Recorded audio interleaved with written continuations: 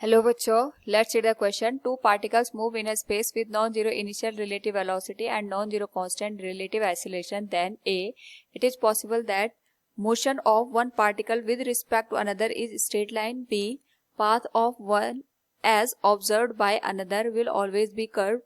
C. It is possible that one particle will be at rest with respect to another at a certain moment during the motion.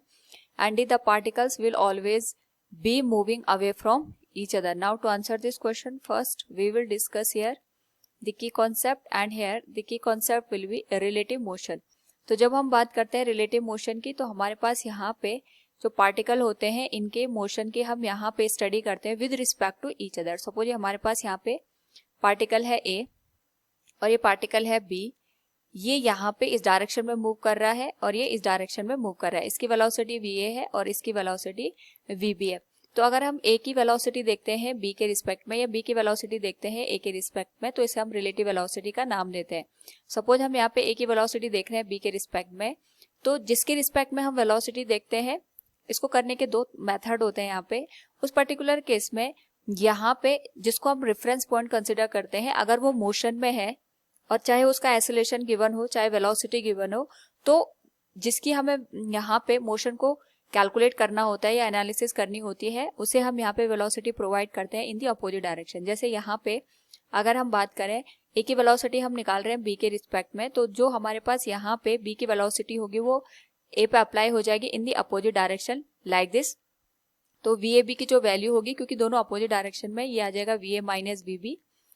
इसी तरीके से हम यहाँ पे B की velocity निकाल सकते हैं ए के रिस्पेक्ट में और यही हम कॉन्सेप्ट लगाएंगे एक्सीलरेशन के साथ भी.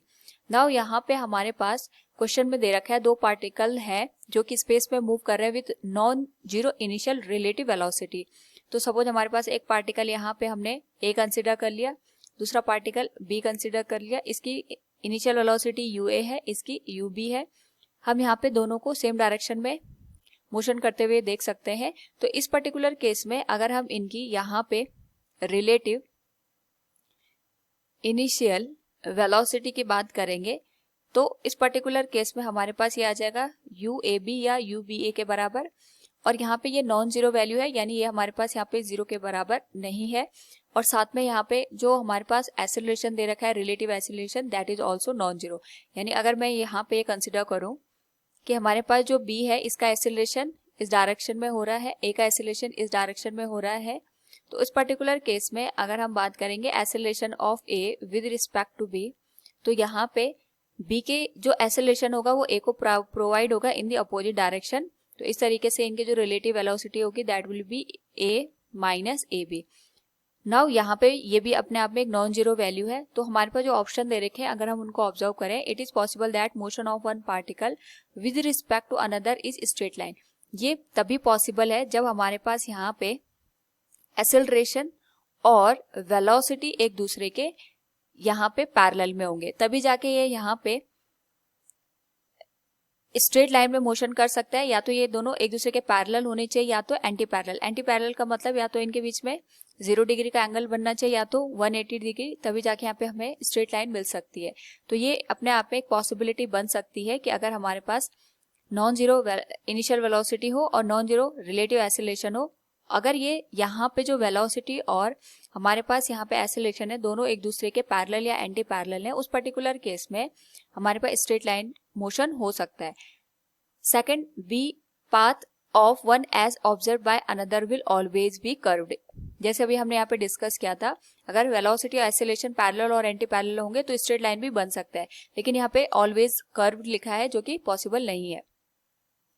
C is it is possible that one particle will be at rest with respect to another at certain moment during the motion. तो हमारे पास ये कंडीशन बन सकती है कि यहाँ पे एक का जो यहाँ फाइनल वेलोसिटी है वो दूसरे के रिस्पेक्ट में जीरो हो सकती है. उस पर्टिकुलर केस में यहाँ पे जो दूसरा पार्टिकल होगा वो जीरो के बराबर वेलोसिटी को देगा, यानी वो रेस्ट में कंसिडर किया जाएगा.